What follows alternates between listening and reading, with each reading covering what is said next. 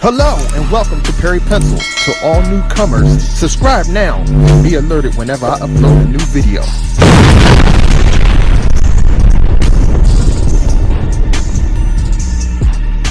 Before I start this video, I want to acknowledge that this video was intended to be uploaded on Friday the 13th. It obviously didn't work out as planned.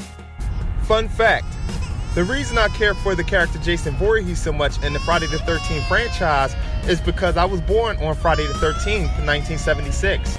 I want this category to be videos you can sit back and just watch me draw as I talk a little bit about the character or the film that it's based on. Thanks for clicking this video. Sit back, relax while I finish this video. I'm Perry Pencil and I'm very excited to introduce my new category. And now it's time for my new category. Watch me draw and talk about Friday the 13th Part 7, The New Blood.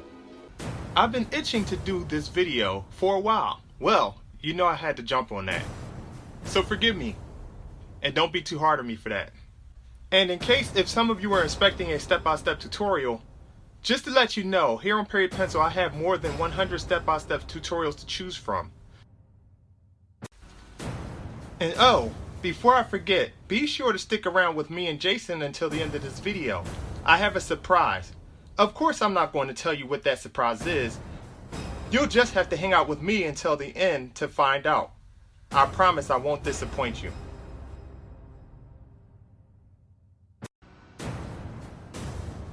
Now that I got all of this out of the way, it's time for me to draw the #1 horror character of all time.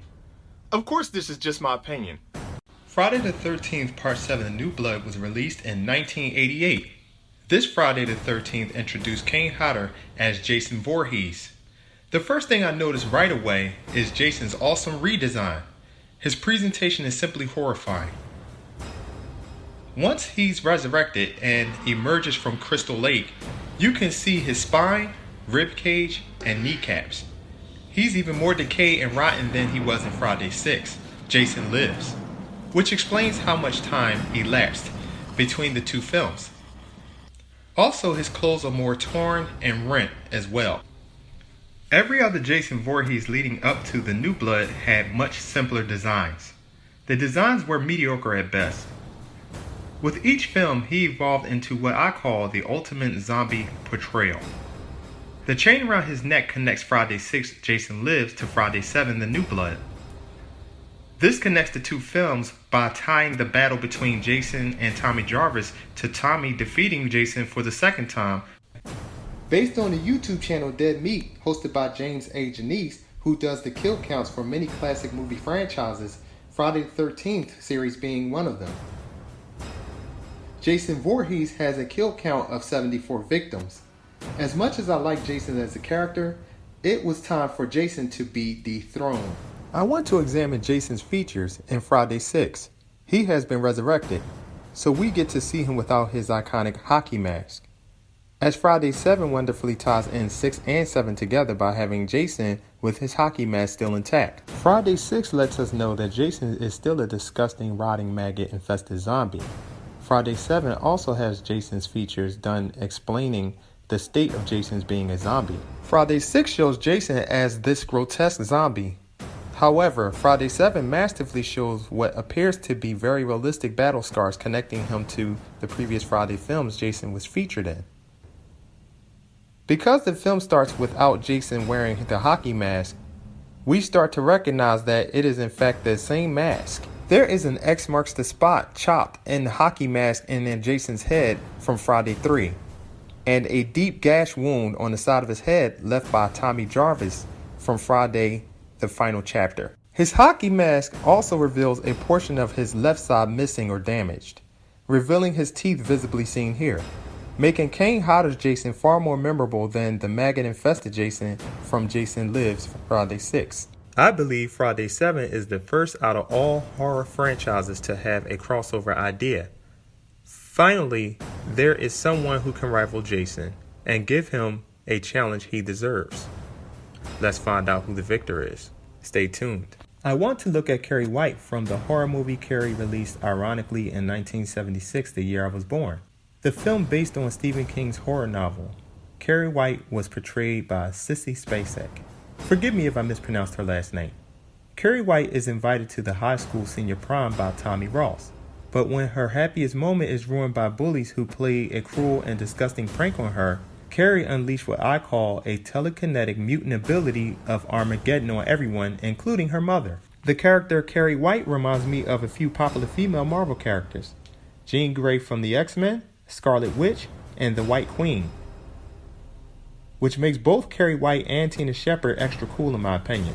Friday 7 starts out with a very young Tina Shepard who unfortunately murders her alcoholic abusive father using her telekinetic abilities. This action caused her father to fall into Camp Crystal Lake, where Jason Voorhees is still submerged with the chain and boulder. Her father was left there for reasons unknown. The story jumps 10 years into the future with a teenage Tina who misses her father, and not really connecting very well to her mother, she attempts to resurrect her father. Instead, resurrects the unstoppable being Jason Voorhees, breaking the chain, setting him free once again. Time for the showdown. So Tina runs into the unstoppable Jason Voorhees, who is anticipating her by appearing in front of her. She recognizes him, calling him by his name. Tina wastes no time using her telepathic abilities by starting off with what I call an Evil Dead tree branch experience. Tina's first attack caused Jason to clumsily fall into a puddle of mud that he was standing in. After he falls, Tina goes into a barrage attack on Jason. She starts this match off with electrocution, but Tina doesn't know Jason is immortal. We have to forgive her for that one. However, she is a fast learner though. She uses a light hanging from above to smash him in the face, sending him through the staircase below. She then crushes him with an awning, then uses a hanging light to wrap around his neck and open up the floor and drop Jason into the basement. This brings me to the most defining moment in the entire film. The big reveal. No one knows what Jason looks like for 90% of this film. Now, as a kid, when I watched this in the theater, I was wondering the whole time, what does Maggot Face look like now?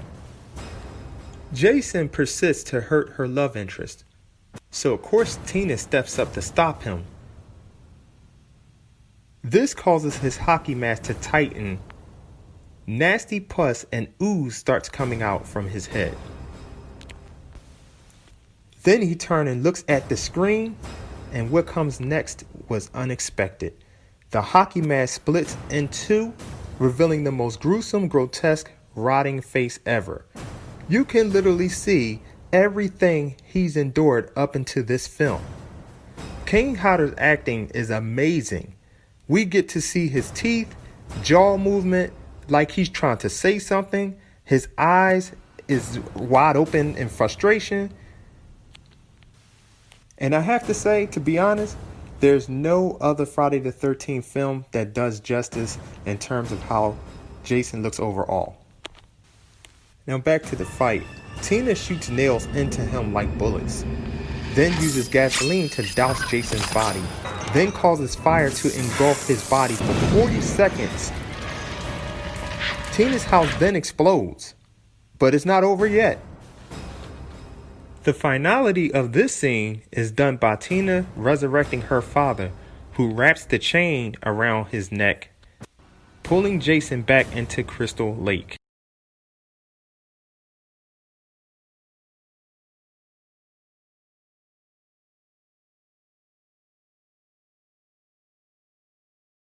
Thanks for hanging out with me throughout this video. Let me know if you have some characters that you'd like to see done in this format. Remember, this is a new category that will allow you to learn about various characters while I draw them. Thanks for your patience. These videos do take a lot of time, so make sure to check in with me from time to time. Don't forget about Perry Pencil.